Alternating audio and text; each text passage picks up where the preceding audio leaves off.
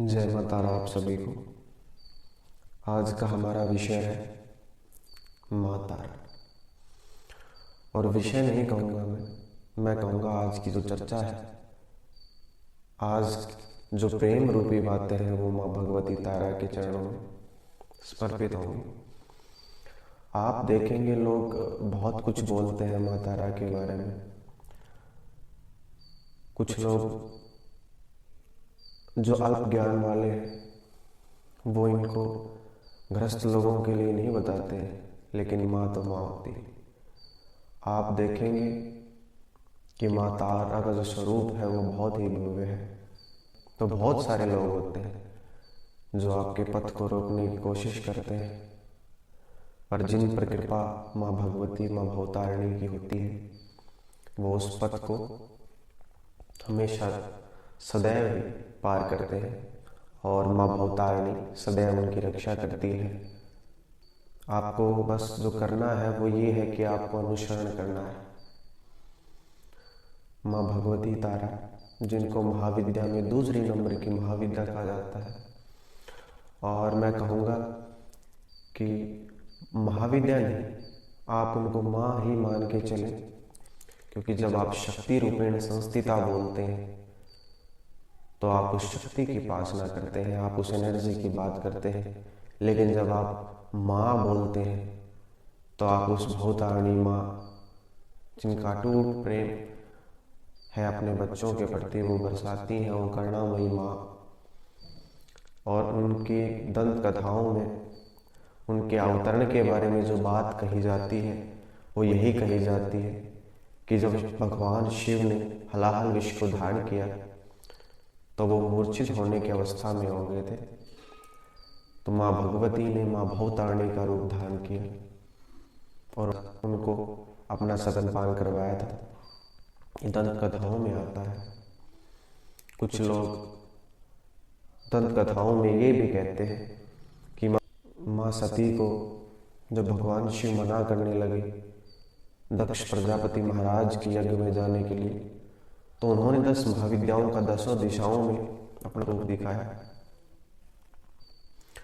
अनेक प्रकार की दंत कथाएं आती हैं, पर जो उनकी पूजा करने वाले हैं, जो उनकी पूजा करते हैं माँ के स्वरूप में, तो वो माँ वैसे ही उनका पालन पोषण करती है। हो सकता है ये जो दुग्ध पान है, स्तनपान है, ये सांकेतिक भी हो सकता है। आप इसे सांकेतिक भी मान सकते हैं, पर आप ये अवश्य याद रखें कि ये सांकेतिक भले ही हो, लेकिन माँ भवतारिणी मोक्ष और भव दोनों को प्रदान करने वाली। एक ऐसी महाविद्याओं में अगर आप बात करें तो ऐसी महाविद्या है जो भोग और मोक्ष दोनों प्रदान करती है। क्योंकि आप मोक्ष की तरफ तभी अग्रसर होते हो तो आप भोग को भोग चुके होते हो, तब आपका मन भोग से बिल्कुल भर चुका होता है। जैसे महात्मा बुद्ध ने जब अपना घर त्याग किया था, अपना राजमहल छोड़ा था, तब वो जाके कहीं मोक्ष की तरफ अग्रसर हो पाए थे। तो माँ भगवती तारिणी पहले आपको भोग प्रदान करती है कि आप समझ पाए कि भोग की लोलुपता कुछ भी नहीं है। आप उसमें फंसकर सिर्फ अपना जीवन व्यर्थ करते हैं।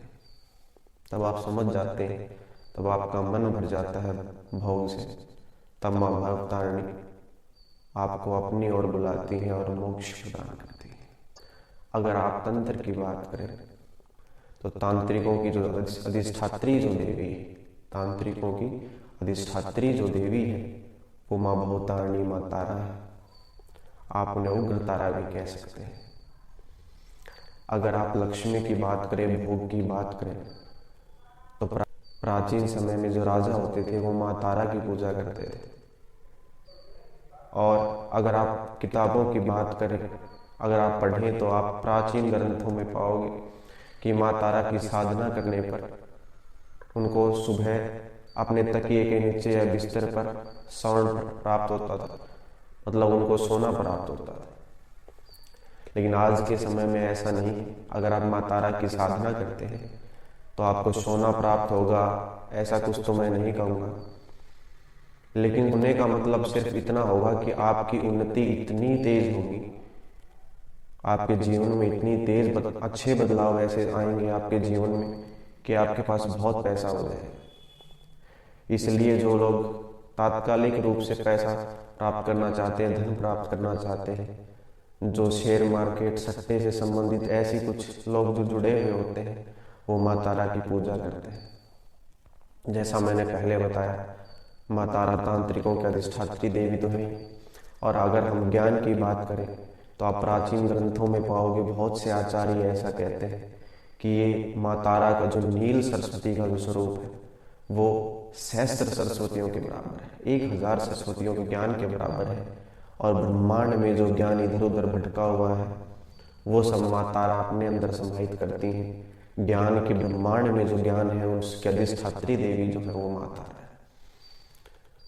तो आप भोग हो या मोक्ष हो, चाहे ज्ञान की प्राप्ति हो, ब्रह्म की प्राप्ति हो, वो सभी माँ तारा की कृपा से प्राप्त कर सकते हैं।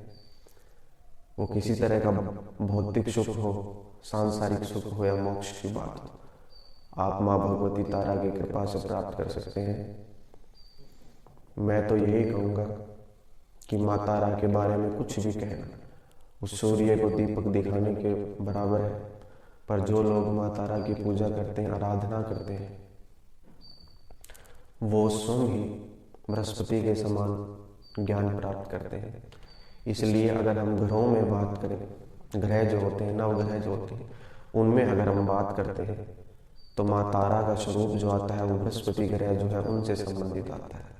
क्योंकि माँ तारा का जो नील सरस्वती का स्वरूप है वो ब्रह्मांड के जो अधिष्ठात्री देवी है, ज्ञान के जो अधिष्ठात्री देवी है, नील सरस्वती है, उसके स्वरूप में दिया जाता है। माँ तारा सभी प्रकार के भोग और मोक्ष को प्रदान करने वाली है। अगर हम इनके भैरव की बात करें तो इनके भैरव जो है वो अक्षोभ्य भैरव। अक्षोभ्य भैरव का मतलब यही है कि जो बिना क्षोभ के, बिना किसी दुख के, बिना किसी क्षोभ के हलाहल विष को धारण करने वाले हैं। इस संसार की सभी विपत्तियों को, दुख को, कष्टों को हरने वाले हैं। जो बिना किसी क्षोभ के ये जो विष है, चाहे वो दुख रूपी विष है, चाहे विषाद रूपी विष, चाहे वो दारिद्र की बात है, वो सभी प्रकार के विष को सेवन करते हैं।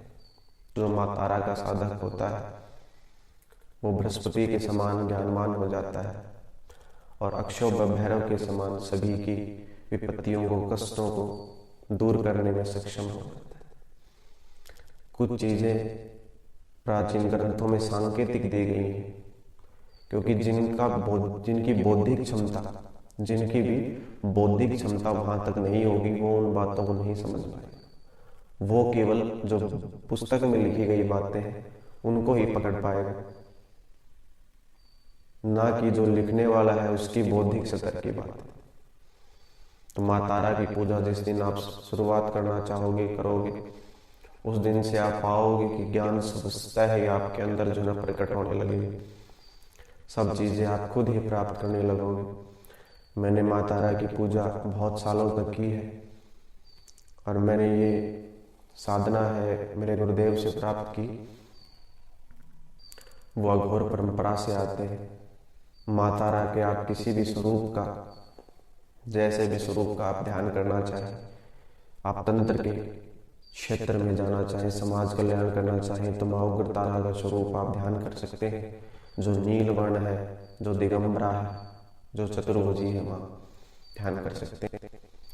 अगर आप ज्ञान की बात करें तो ज्ञान में माँ देवी नील सरस्वती के स्वरूप का आप ध्यान कर सकते हैं। अगर आप विद्यार्थी हैं, अगर आप पढ़ाई के क्षेत्र में हैं या कुछ पढ़ना चाहते हैं, ज्ञान अर्जित करना चाहते हैं, या किसी पांडित्य के क्षेत्र में आप हैं, कर्मकांड के क्षेत्र में है, तो आप नील सरस्वती, माँ का जो नील सरस्वती का जो ध्यान है वो आप कर सकते हैं।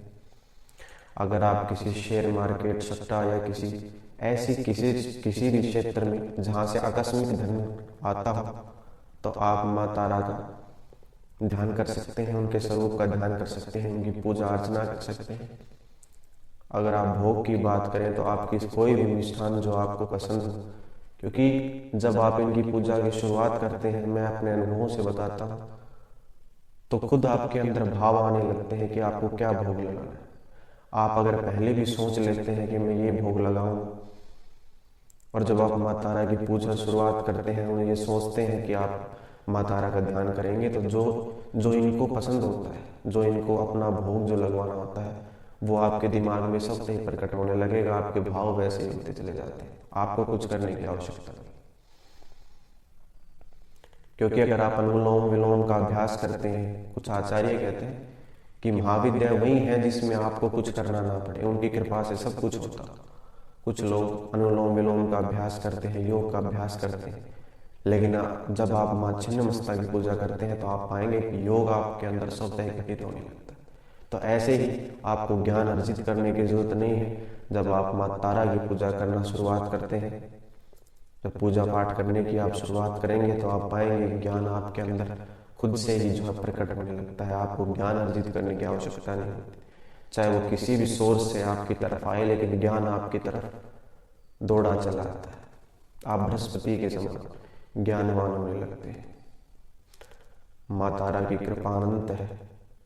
जैसे हरि कृपा अनंत है, वैसे ही माँ तारा की कृपा भी अनंत है। आप शब्दों में बखान नहीं कर सकते उनकी माया को, उनके प्रेम को, उनके वात्सल्य को। आप बिल्कुल भी शब्दों में बखान नहीं कर सकते। आप पर जितनी कृपा हुई है आप अपने अनुभव बता सकते हैं, बस उनकी महिमा का बखान नहीं कर सकते। माँ तारा के आप किसी भी स्वरूप का आप ध्यान कर सकते हैं। अगर आप साधना प्राप्त करना चाहते हैं तो मुझे कमेंट करें, और मैं सभी को साधना जो है पर्सनल रूप से प्रदान करूंगा। आपकी बौद्धिक क्षमता को देखते हुए, आपके भावों को देखते हुए। अगर कोई लालची व्यक्ति है तो मैं उसे साधना प्रदान नहीं करूंगा, क्योंकि लालच से किसी चीज को पा नहीं सकते। ये सब प्रेम की बात है।